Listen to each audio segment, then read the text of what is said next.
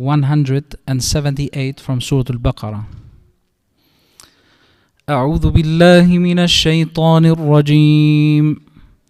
يا أيها الذين آمنوا كتب عليكم القصاص في القتلى الحر بالحر والعبد بالعبد والأنثى بالأنثى فمن عفي له من أخيه شيء فاتباع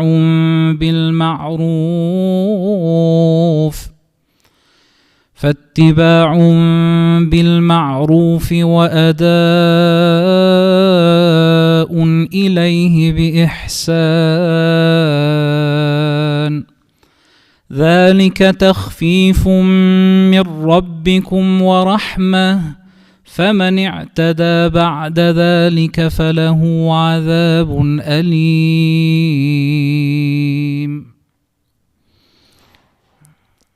O believers, the law of retaliation is set for you in cases of murder. A free man for a free man, a slave for a slave, and a female for a female. But if the offender is pardoned by the victim's guardian, then blood money should be decided fairly, and payment should be made courteously. This is a concession and a mercy from your Lord. But whoever transgresses after that will suffer a painful punishment. As we can see from the beginning, this ayah talks about ahkam, talks about laws. And the background of this ayah is mentioned that people, before they accepted Islam, from two tribes, they were fighting with each other. As you know, it was very common for tribes before Islam to fight often with one another, families, tribes, and so on. And as a result, a lot of people died during these fights. Not only members of the tribe, but their slaves as well, because they had slaves at that time, and women as well. So now, one tribe that was more superior during that time of Jahiliyyah, during the time of ignorance prior to Islam, who felt themselves as more superior than the others, they were saying that one woman from our tribe is equal to one man from your tribe. And one killing of a slave from our tribe is equal now to killing of one free man from your tribe. This is all because they saw themselves superior over the other tribe, even though both tribes, they were free people overall. And we know that in Islam, people are considered to be equals. People are considered to be equal with each other. In other words, because you used to be a more recognized tribe, does not make you or does not give you priority in enforcing the law. Right? It does not make it different for you and different from the other tribe because simply you are more prestigious, or you have a better name, or you have done some bigger things than the other tribe has done. Justice is justice. But that was not the case before Islam. Often people, they take these laws, they take them for granted. They do not understand the background of the society that people used to live in. And when Allah subhanahu wa ta'ala establishes justice, and it makes people equal in the eyes of Allah subhanahu wa ta'ala, and also equal in the eyes of the law, then they would be appreciating this in a better way. But again, as I said, people, they overlook these things. So, O believers, the law of retaliation, al-qisas, in the chapters, for example, when you open the books of fiqh, you will come across Kitab al-Qisas, for example, the chapter that talks about retaliation. Allah subhanahu wa ta'ala says that a free man for a free man. In other words, if you are going to murder another free man intentionally, then there is a retribution for that. There is a retaliation for that. And what is that retaliation in this case? Capital punishment. As it exists in many societies around the world, even nowadays. Don't kill. Don't kill, you will not be killed. So a person who decides to murder another person, again, this is not in self-defense from being robbed or from being, attacked for other causes. This is when intentionally there is a murdering, there is a fight, and now all of a sudden you kill the person. You start with arguing and then you kill the person who you're arguing with. The retaliation for that, or the penalty for that, is the capital punishment. So, Allah subhanahu wa ta'ala says, a free man for a free man. Why is this emphasized here, a free man for a free man? Because you're not going to murder a slave, even though nowadays we don't have slaves. But back then, slavery was still existing. You do not murder a slave while another free man murdered a free man from your tribe or in society at large. It was not the slave, because it's easier. It was easier for people to just bring forth their slaves and say that, hey, here we are offering somebody for retaliation. No, a free man for a free man, Allah said, and then a slave for a slave, a female for a female.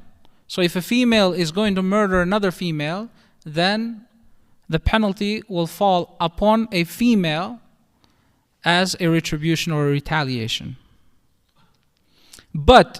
And also it says a slave for a slave, right? A female for a female. But if the offender is pardoned by the victim's guardian, then blood money should be decided fairly. So as we can see here, a footnote, no one else should be executed in place of the killer. This verse was revealed regarding the particular incident that I told you about. And also the second note here, the guardian is the victim's closest heir, male or female.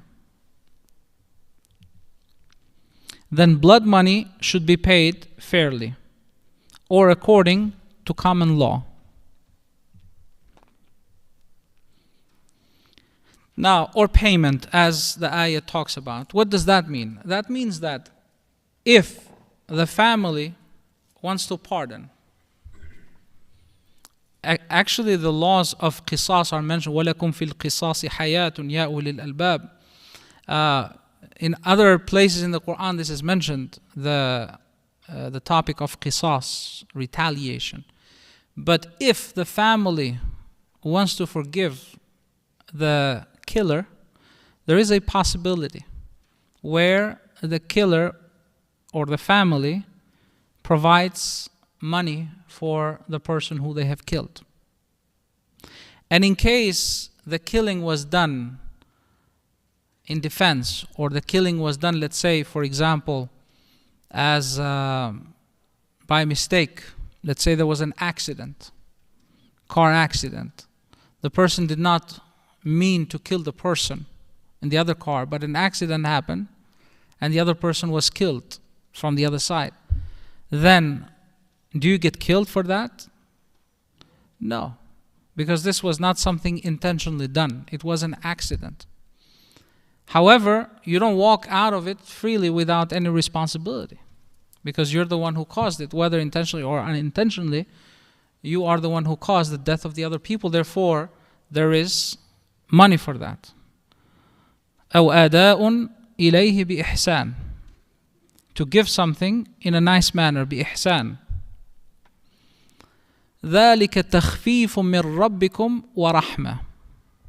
This is a concession. تخفيف is a concession or something easy or something to make it easier from your Lord. And rahmah at the same time, mercy. Imagine if people would do things unintentionally and then all of a sudden the family of the person who is killed now is asking for retaliation. That would be a disaster, because often these things happen. Or imagine if there would be no people letting go or forgiving the killer. Then you would have all the time retaliation non-stop, which is acceptable, as I said, but sometimes forgiving too, that is a part of this. But whoever transgresses after that will suffer a painful punishment. So Allah subhanahu wa ta'ala says that any person who goes beyond this, like the example that I gave you before, where you had these two tribes, and one says like, you kill a female from ours, then we're going to kill a male from your tribe. Or you kill a slave from our tribe, we're going to kill a man from your tribe. This is illegal, unconstitutional according to Islamic law, and Allah subhanahu wa ta'ala will give to the person who transgresses a painful punishment in the hereafter. Let me make it a little bit more relevant to us. Where I come from, there is a northern part of Albania. I am from the northern part of Albania, a city called Shkodra, which is a very famous city in the northern part. We have mountains. And in the mountains, there is a system often applied between people, even though government does not agree with that and does not allow that to happen, but it does happen. It's an old law that was introduced by, or it was formalized more by Lek Dugagjini. Lek Dugagjini, he called this Qanun. Qanun, it's an Arabic word which stands for the law. All right? So he wrote some aspects of retaliation and what happens when a person kills another person and so on. And that has remained for centuries in the mountains region in our country and city. This may be a part of some other cultures as well. But it used to be that a person who kills another person, that person, if found outside, can be murdered by the family of the person who got murdered. Now, this doesn't seem too weird or too strange at this point. But what's weird about this part is I'm using very common words here. It is the aspect where you have now, if let's say for example, the person who murdered is not around, or the person who murdered is hidden. However, the son who has passed the age of puberty is found somewhere outside, that can be murdered as well in retaliation for the murdered person from the other family. Or it can be his brother. No women cannot be murdered, but the brother can be murdered if they find the brother outside. So, in other words, the man, they have to be secluded. They either have to give up the person who murdered, and they have to send that person there, or to ask for pardon and maybe pay something. And if they don't accept it, then they have to be, as I said, they have to be isolated in their own houses. They cannot go outside at all until they die. And that is a big problem. So this is transgression in this case. This is transgression, where you murdered, the child of the person who have murdered somebody, or you murdered the brother of another person who have, this is not a family thing where you murder other people for the crime of another person. The concept of passing over the sin or the murder in Islam does not exist. If the person died naturally, let's say government or in some isolated places where government has no power and the law is in the hands of the people, you cannot be able to murder that person, then leave it. You cannot, murder other people in place of that person. It's not just abnormal, but at the same time, it goes against the teachings of Islam. We do not inherit the sin of another. But as you know, some traditions out there, they do believe in the inheritance of the sin. That we inherit the sin, for example, of Adam. We are born sinful. So if you believe in that, I'm assuming that it could also open the gate or open the door for you to justify the murdering of another person because he is bearing the sin of the father, let's say, for example, who murdered another person. All right, these are this is justice right here. And only in the modern days we see how the modern world is against such ideas or such approaches. But again, when you reflect in the Quran, this is 1400 years ago talking about this, and says, فَمَنْ اعتدى بعد ذلك فله عذاب أليم. But whosoever transgresses above that will definitely have a painful punishment.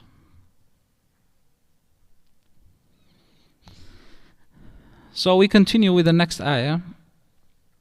So here's the next ayah that I was talking about earlier. وَلَكُمْ فِي الْقِصَاصِ حَيَاةٌ يَا أُولِي الْأَلْبَابِ لَعَلَّكُمْ تَتَّقُونَ. There is security of life for you in the law of retaliation, O people of reason, so that you may become mindful of Allah subhanahu wa ta'ala. So what does that mean? You have life. It is as saying when justice is established, there is protection of life established as well. Fairness established, justice established. And that's why Islam too considers one of the 5 main objectives of Sharia the preservation of human life. And the preservation of a human life has to be in such a way where there are consequences for those who threaten to take the human life. There are consequences. So there is a law against anybody who stands and tries to take away a human life. That's a part of preserving, as a matter of fact, the human life, but with justice, not with injustice. And as he mentioned it clearly, the one who transgresses, then that person will have a painful punishment. But the fair law should be there in order for that to be protected, for the life to be protected. So you have hayat. Look how beautiful that Allah subhanahu wa ta'ala mentioned here. There is security of life. Security of life. In other words, life is being secured. Life is being protected.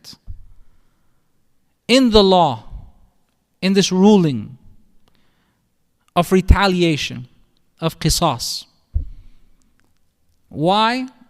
لَعَلَّكُمْ تَتَّقُونَ يَا أُولِي الْأَلْبَابِ. And subhanAllah, look how Allah approaches. يَا أُولِي الْأَلْبَابِ. O people of reason.